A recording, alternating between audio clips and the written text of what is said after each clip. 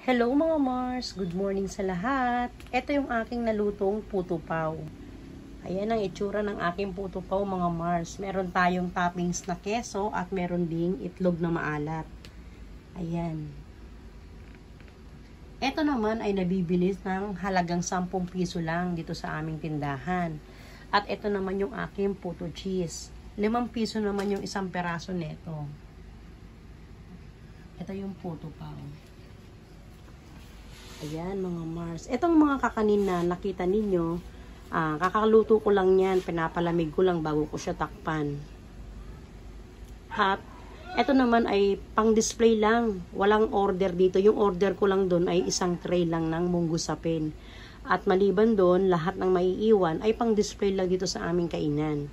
Para yan mamayang umaga, pagbukas namin ng mga bandang alas 7. Dahil linggo, kaya ganito karami yung aking naluto. Kung tutuusin mga Mars, kaunti pa lang po talaga yan. Medyo inawat ako ni Mr. sa pagluluto kasi, diba, gusto niya kami matulog na medyo maaga-aga. Maaga na nga, kasi madaling araw na, diba mga Mars?